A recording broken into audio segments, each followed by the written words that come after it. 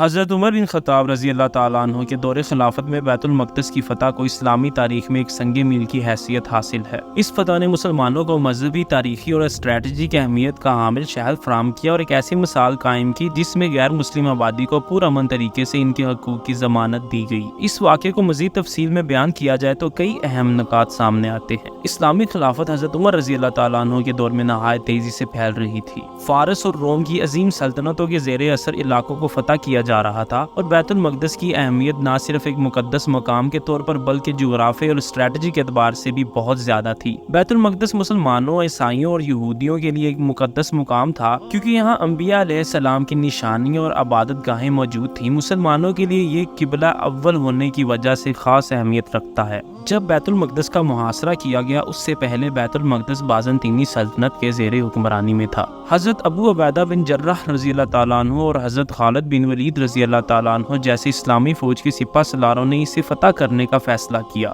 جب بیت المقدس کا محاصرہ طویل ہو گیا تو شہر کی عیسائی رہنماؤں نے صلح کی بات چیت کی، مگر ان کی شرط یہ تھی کہ وہ شہر کو مسلمانوں کے خلیفہ حضرت عمر بن خطاب رضی اللہ تعالیٰ عنہ کے ہاتھوں ہی حوالے کریں گے۔ اس طرح حضرت عمر بن خطاب رضی اللہ تعالیٰ عنہ کو مدینہ منورہ سے بلا لیا گیا۔ حضرت عمر بن خطاب رضی اللہ تعالیٰ عنہ جب اس سفر میں روانہ ہوئے تو حضرت عمر بن خطاب کا یہ سفر بہت سادگی سے کیا گیا۔ ان کے ہمراہ صرف ایک خادم اور ایک اونٹ تھا جس پر وہ باری باری سوار ہوتے تھے۔ یہ واقعہ اسلامی تاریخ میں حضرت عمر بن خطاب رضی اللہ تعالیٰ عنہ کی عاجزی اور سادگی کی روشن مثال ہے۔ جب وہ بیت المقدس کے قریب پہنچے تو شہر کے باہر موجود لوگوں نے انہیں دیکھا کہ وہ خاکی کپڑوں میں ملبوس ہیں اور ان کے ہاتھ میں ایک لاٹھی ہے۔ یہ دیکھ کر عیسائی رہنما حیران رہ گئے کیونکہ انہیں ایک عظیم شہنشاہ کی توقع تھی جو شاہی دست و بند کے ساتھ آتا۔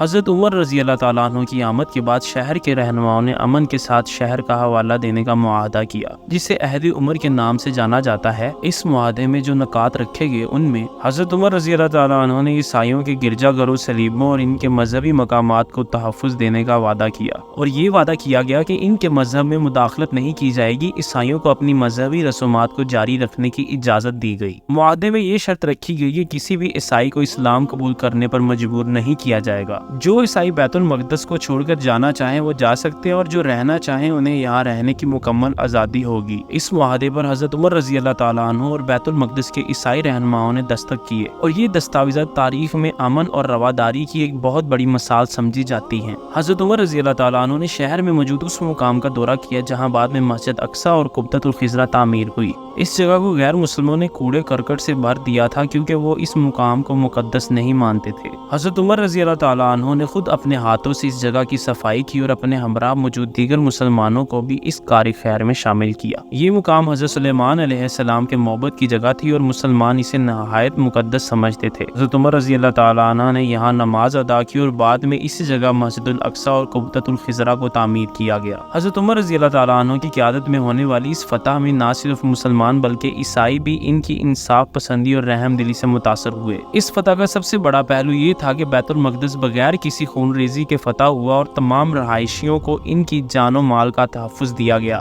حضرت عمر رضی اللہ تعالیٰ نے اپنی ذاتی مثال سے اسلامی ریاست کے عدل و انصاف کو نمایاں کیا۔ حضرت عمر رضی اللہ تعالیٰ عنہ نے مسجد الاقصی میں نماز ادا کی تو وہاں موجود ایک عیسائی راہب نے ان سے درخواست کی کہ وہ ان کے چرچ میں نماز پڑھ لیں، مگر حضرت عمر رضی اللہ تعالیٰ عنہ نے انکار کیا۔ اس خدشے سے کہ کہیں بعد میں مسلمان اسے مسجد نہ بنا لیں، انہوں نے چرچ کے باہر نماز ادا کی اور یہی ان کی روشن قیادت اور غیر معمولی سوچ کا ثبوت تھا۔ حضرت عمر رضی اللہ تعالیٰ عنہ نے بیت المقدس میں اسلامی حکومت کا نظام قائم کیا اور مقامی باشندوں کے ساتھ حسن سلوک روا رکھا۔ انہوں نے مقامی عیسائیوں کے حقوق کا احترام کرتے ہوئے ان کے مذہبی رہنماؤں کو اپنے عقائد کے مطابق زندگی گزارنے کی اجازت دی اور ان کے مذہبی مقامات کو تحفظ فراہم کیا۔ اس کے ساتھ ساتھ مسلمانوں کو یہاں آباد کیا گیا اور بیت المقدس اسلامی ثقافت اور علم و دانش کا مرکز بن گیا۔ حضرت عمر رضی اللہ تعالیٰ عنہ کی اس فتح نے اسلامی تاریخ میں ایک عظیم مقام حاصل کیا۔ اس فتح نے نہ صرف اسلامی ریاست کو وسعت دی بلکہ ایک اخلاقی مثال بھی قائم کی۔ مسلمانوں اور عیسائیوں کے درمیان جو امن و سکون پیدا ہوا اس نے اسلامی فتوحات کے مقصد کو واضح کیا کہ یہ فتوحات ظلم و جبر کی بجائے عدل و انصاف اور مذہبی رواداری پر مبنی تھی۔ خلاصتاً حضرت عمر بن خطاب رضی اللہ تعالیٰ عنہ کی فتح بیت المقدس ایک عظیم مثال ہے کہ کس طرح سے اسلامی فتوحات میں انصاف، رواداری اور انسانیت کو اہمیت دی گئی۔ یہ فتح نہ صرف مسلمانوں کے لیے باعث فخر تھی بلکہ عیسائی رہنماؤں نے بھی حضرت عمر رضی اللہ اللہ تعالیٰ عنہ کی قیادت کو سراہا۔ اس طرح حضرت عمر رضی اللہ تعالیٰ عنہ کی قیادت نے بیت المقدس کو نہ صرف ایک مقدس مقام کے طور پر محفوظ کیا بلکہ یہاں امن و انصاف اور مذہبی ہم آہنگی کی مثال بھی قائم کی، جو آنے والے دور کے لیے ایک سبق ہے۔ اسی طرح کی انفارمیٹیو ویڈیوز دیکھنے کے لیے ہمارے چینل کو لائک کریں